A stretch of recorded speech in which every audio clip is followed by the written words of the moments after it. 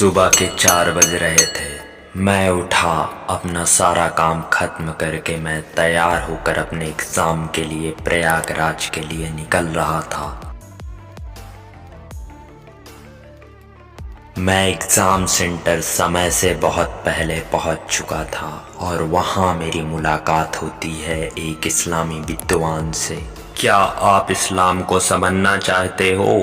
एक मौलाना जी ने मेरी आंखों के सामने पवित्र कुरान लहराते हुए मुझसे पूछा और मैं ठहरा पंचायती आदमी। मैंने कहा, अरे हाँ, मैं इसे बेहतर ढंग से समझना चाहता हूँ। तत्पश्चात मौलाना तुरंत बोल पड़े, इस्लाम एक शांतिपूर्ण धर्म है, कुरान पढ़ो और तुम्हें पता चल जाएगा। मैंने कहा, चचा ये सब तो ठीक है, लेकिन मैंने अल कायदा, बोको हराम, हमास, ISIS और हिजबुल के बारे में सुना है और कुछ समझ उसने मुझे दी है, लेकिन चचा आप कहते हो तो मैं कुरान जरूर पढ़ूंगा। मौलाना जी मेरी बातों को समझते हुए अचानक बोले, उन्हें छोड़ दो, वे सच्चे इस्लाम का प्रतिनिधित्व नहीं करते हैं। तो मैंने उनसे तुरंत पूछा कि उन्होंने कुरान नहीं पढ़ा क्या? उन्होंने गलती से कोई और कुरान पढ़ ली है क्या?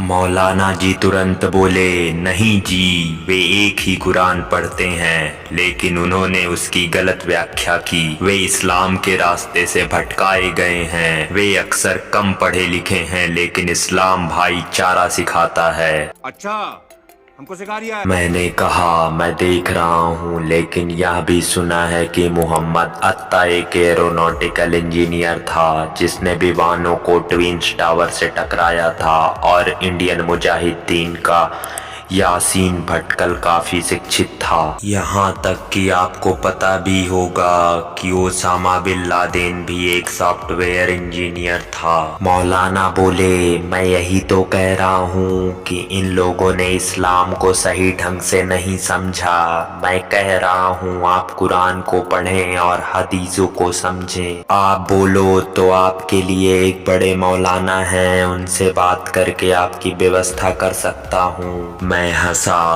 और बोला, ओ चचा, मेरे जैसे नए लोगों को भर्ती करने के बजाय आप इराक, सीरिया, अफगानिस्तान, लीबिया या सूडान, पाकिस्तान जाकर उन लोगों को अपने सच्चे कुरान और वही सही इस्लाम का प्रचार क्यों नहीं करते जो भटक गए हैं? जब आपके बड़े और वरिष्ठ मौलाना आपके साथ हैं तो आप सीरिया, अफगानिस्तान, पाकिस्तान, सूडान में शांति ला सकते हैं। फिर चाचा पीछे की तरफ मुड़े ही थे कि मैंने जोर से चिल्लाया, ओ चाचा, फिर आप सीरिया कब जा रहे हो? मौलाना हिचकिचाते हुए बोले, मुझे अब जाना होगा, यह मेरी प्रार्थना का समय हो रहा है। मैं हंसते हुए, अरे सर, सीरिया काफी दूर है, कश्मीर या केरल जाना कैसा रहेगा?